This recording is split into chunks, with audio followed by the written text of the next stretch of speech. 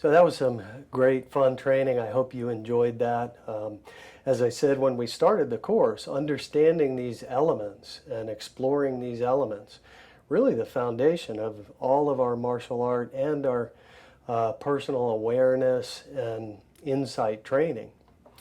So elements, very, very important, very broad, very complex. I think it's very enjoyable to pursue these elements, and as you start to find out more about yourself and how you operate in the world, you see that shows up in your body. So that's why we say, one of those elements, you're probably going to feel real good with that. Oh, that fire stuff, I really like that. Or, oh, the water stuff, I really like that. I feel good with that. Or wind, boy, wind is where I feel comfortable.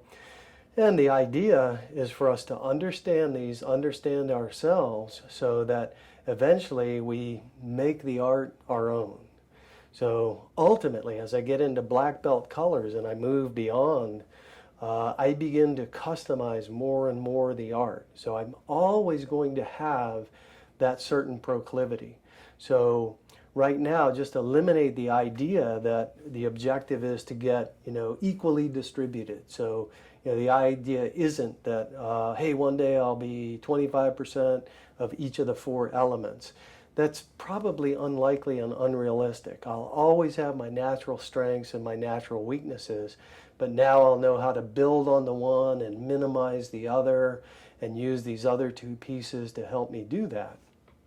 So I like to use the analogy of a musician. So a musician first starts off, start off with the scales. So I don't just start off jamming, okay?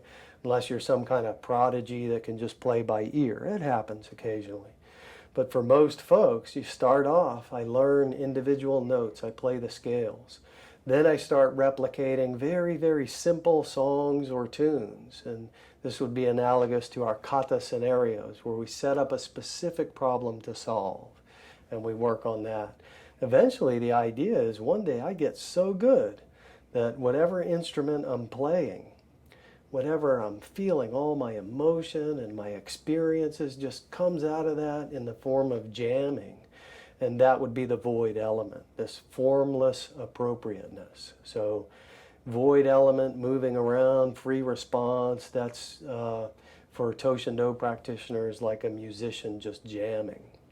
So I hope you enjoyed this quick tour through the elements. And again, as much information as you may feel like you've been exposed to, I would remind you that these things are so big and so pervasive that I like that phrase that I coined. We're making snow cones with the shavings from the tip of the iceberg. So much more for us to learn. So once again, my name is Mark Russo. Thank you very much for joining me. I had fun. I hope that you did. And remember to train safe. And I like to always plant in your mind that I believe that what drives our training is we want to train so that we can make the choice. We can choose peace from a position of power. And if peace is just not given to us as an option, we'll be equipped to take care of our loved ones and ourselves. Thank you very much. Stay safe.